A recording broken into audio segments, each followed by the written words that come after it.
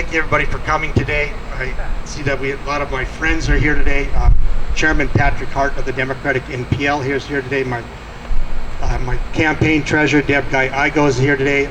Carl Young with District 32, Chrisana Peterson with District 32 Democratic NPL.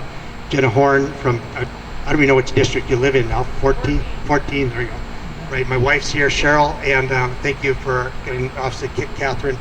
Thank you for coming today. I just want to formally announce that I am suspending my campaign for the North Dakota U.S. House of Representatives at-large seat, and I want, beyond my press release, I just wanted to give some additional comments as to why the decision I made today. I am receiving lots of support across the state, but they want to know why. They want to know why are you doing this, Mark, beyond just what I've sent off as a press release. Again, thank you to my many supporters. I want to thank my statewide candidates that I've been campaigning with over the past several months, going back to March. And that's Katrina Christensen, who's running for U.S. Senate. These are all, and Trigby Hammer, our Public Service Commission candidate. Jeffrey Powell, our Secretary of State candidate. And all the rest of the statewide ticket. They've developed great friendships and a support team as we go from every corner of the state, meeting the people of North Dakota, which has been an honor and a pleasure to do so. Back in March at the Democratic NPL convention that was in Minot, we were struggling to find candidates, and our chairman Patrick Hart can explain that in further detail. But I thought I would throw my hat in the ranks. I'm a party guy. I've been active in the Democratic NPL party going back to Quentin Burrick back in the early 1980s. And I believe in the Democratic NPL. I am a progressive. And I believe that we should have candidates running, even though it's tough for the Democratic nonpartisan league at this point in history, we should have candidates that step forward to support and carry the flag for their party and our principles and our ideas. So I stepped forward and I was endorsed and I accepted that nomination. At that point, the Dobbs decision, we didn't know about the Dobbs decision, of course. The Dobbs decision came later in May. And, I had some, there was this, what came today was kind of in the back of my mind a little bit, even back in May. And then when the formal Supreme Court decision came out, that further kind of solidified that there may be some issues here with my candidacy. I've been pro-life since the 1990s. I never hit it. I ran for the legislature in 1996. I campaigned as a pro-life candidate. I've campaigned for 3 times in the North Dakota legislature, for the House twice and the Senate, and was endorsed by North Dakota Right to Life each and every time. And then I ran for state treasurer 2 years ago, and also I never hid my pro-life beliefs, although the state treasurer is more of a policy position than, more of an administrative function than more of a policy-making decision.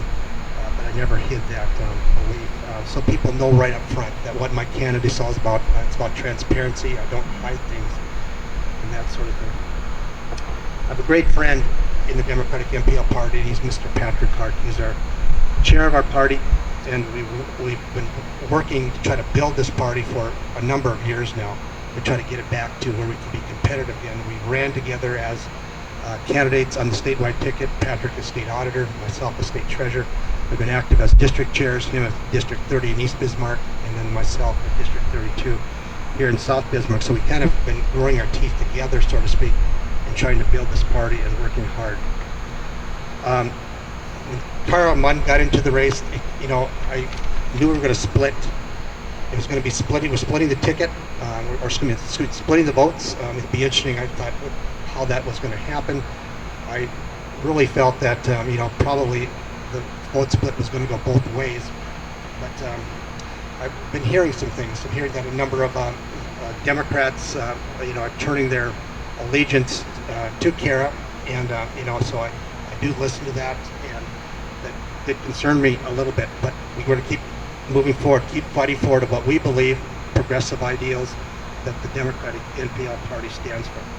On Saturday, my good friend Patrick Hart and I had breakfast, but I saw his face. I saw that the concern on his face when he turned the subject to a very serious topic, and he said, Mark, I don't want to do this. You're a friend of mine, and I'm a friend of Patrick's. We've been a friend for years, and but I'm getting a lot of pressure to have you think about stepping away from the campaign and suspending your campaign. I'll let Patrick speak in a little bit about that, because he can only speak in his own words of what he feels. My wife and I talked about that in length on Saturday, although when I got home, I got a call from Earl Palmer. Earl said, Mark, it's your decision. It's totally a decision, but I think it's time for Carr to have that lane, step forward, and younger generation step forward to be that fighter for our progressive values in North Dakota. Would you please consider suspending your campaign? Then a few minutes later, Kent Conrad calls and says the same thing. Now, when Kent Conrad and Earl Pomeroy call you on a Saturday morning, you stand up and listen. My first inkling was to simply say, no, we're not suspending this campaign. Yes, I did accept a number of different text messages throughout the day, and listened or read, but we slept on it. We slept on that decision, and we got up on Sunday morning and said, you know what, there probably is not an avenue for me to continue to win this campaign. I get into this to fight and work the hardest that I possibly can, and I just didn't see a path going if I don't have key party support. And it looked like there's a growing group of progressives out there, for which I am one of them, that we're going to get their support behind Carr and Lundy. So we made this a very hard decision. A lot of tears, but we decided to suspend the campaign. And if you don't mind, I'd like to turn the mic over to my good friend, Patrick Hart.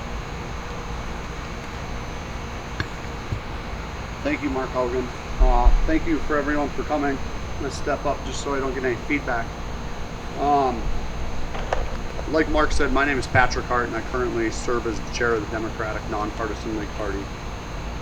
And my job in that role is to recruit and support Democratic candidates and no one else. As a party, like Mark said, we for years have fielded a slate of district and statewide candidates that I will never be able to fully thank enough for running and dedicating so much of their time and energy to our shared values. Mark is a close friend and a mentor to me, and in the party, I care deeply about him and also his wife, Cheryl. Mark stepped up again this cycle to run for U.S. House.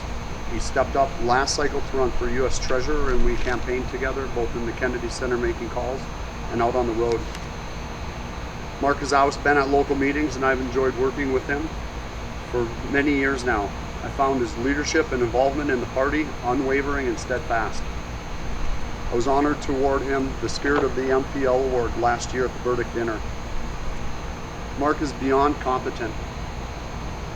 He has a righteous moral compass and has stood firmly by his conviction. If Mark were elected, he would serve North Dakota proud in any position that he would be elected to. If elected, he would not be a rubber stamp for any party. He would vote his values and represent with integrity, character, and principles. Mark stepped up during the convention for the race. At this time, his views were well known, but since then the landscape has changed due to the decision with Dobbs. Since then, there has been 2 independent candidates that have changed the trajectory of both the House and Senate races in North Dakota. In my conversations with Mark, we've discussed the viability of a path to victory of defeating the incumbent Kelly Armstrong. In my role as chair, I don't tell anyone what to do. It isn't my style, and it definitely isn't in my character. I will support Mark's decision to withdraw from the race, and I can tell you that I'm sure he made the decision with his wife, and that it couldn't have been done easily.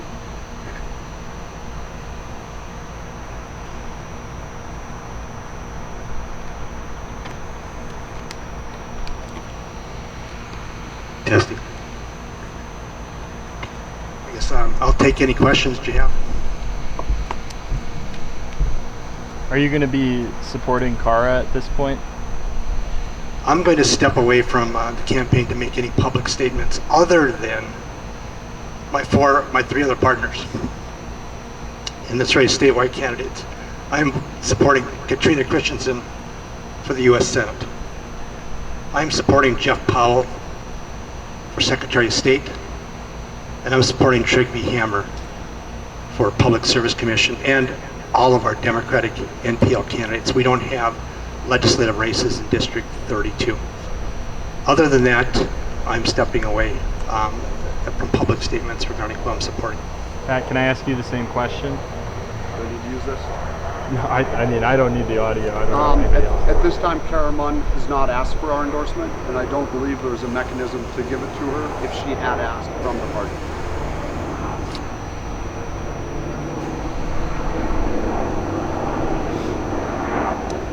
Mark, if you find that you might come back and be involved again, maybe run for office in a couple of years? That's a great question, Dave. I think my wife and I, we deserve to have just a little bit of step away time. Let the election play itself out, and then we'll make that decision at a later date. Can I just go on to say that I'm wavering in my belief that we're a Big Ten party right now, and maybe that'll change, but I got into Democratic NPL politics because I thought we were a Big Ten party. We're the nonpartisan leaguers, and we were the Democrats fighting together, not always agreeing on everything, but working together. In the end, we'll stick, we'll win. And today, I don't know. Again, my convictions are strong. There are a lot of pro-lifers in the Democratic NPL. Not a majority, but there are a lot of, and I've received those emails, those conversations today. I hope and believe that we can become an inclusive party that accepts all views at this point, but the messages I received recently and since the policy committee meeting of the Democratic NPL, where there was a resolution brought forward to remove me from any support that I would receive from in-kind support from the party, which failed, and I'm very graciously and grateful of that. Since then, it's been hard on my wife and I.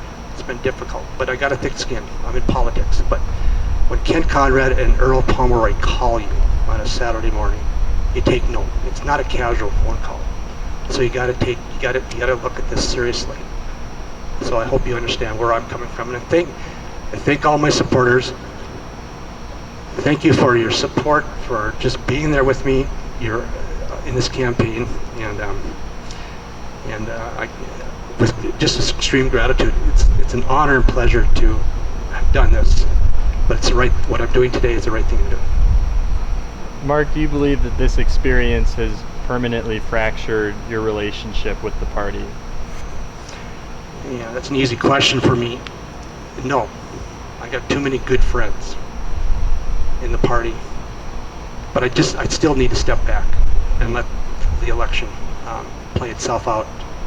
I wish Ms. Mund and I wish Kelly Armstrong all the best, because politics is a rough business, and so I'll leave it at that.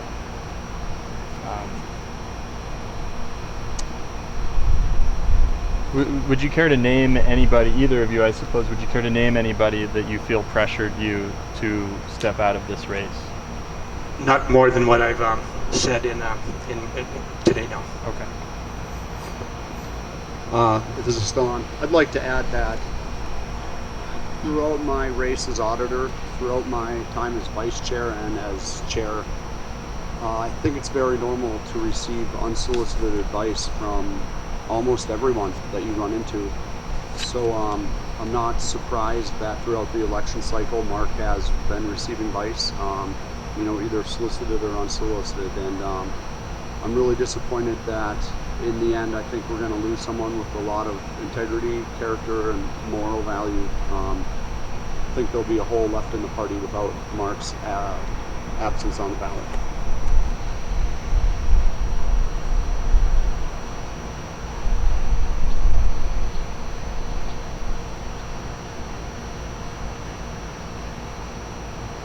Pat, do you plan to campaign for Kara at all at this point?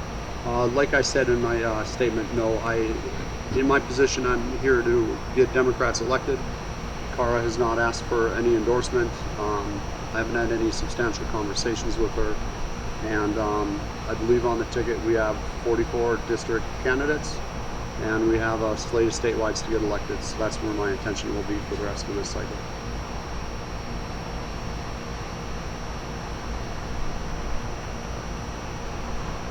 And then, Pat, how does it feel to not have a Dem NPL candidate going forward in this race? Well, you know, this cycle has been a really strange one with, I guess, starting at convention, you know, where Mark actually defeated very soundly Roland Reimers, who's traditionally been on the independent side of the political spectrum. You know, since then, of course, Dobbs happened. Kara came into the race. Rick Becker has had a interesting summer as well. And if I had to know what I know now, looking back 4, 5, 6 months ago, I wouldn't have ever thought that this would be a conversation that we would be having. And again, I'm very saddened to lose such a great man who stepped up countless amount of times for the party in many ways.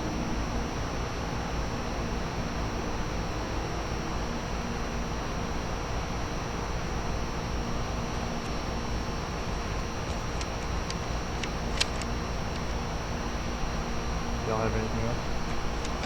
I just have one more. Yes, sir. Mark talked about where the party is no longer a party of a big tent. Is there a purity test that is creeping into the parties at this point? Is there a purity? Mark, would you like to touch that, or would you like me to? I don't think there is a purity test. Like Mark had said, I think that we do have several district candidates now and in the past that have had a pro-life stance. And beyond, you know, the Roe decision, which has drastically impacted the political spectrum across the nation. I mean, you're seeing surges in Kansas and Alaska, and, you know, there's a strange situation in Utah. It's put a lot of energy into politics this cycle, but I'll have a contrary to belief maybe to Mark that I still do think we are a Big Ten party, and I would welcome anyone to, you know, come participate in our meetings on a district or statewide level. I guess just a follow-up to that, does this send a message to the anti-abortion candidates not to classify themselves as Democrats? I don't really know what message this is sending at the moment, but I think that the decision that Mark made today was between him and his wife and his God, and you know, I'd just like to reiterate that in my view, personally, I'd like as many people at our meetings as possible.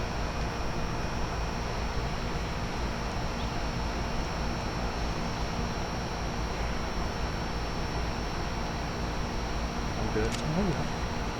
Thank you guys very much. Thank you.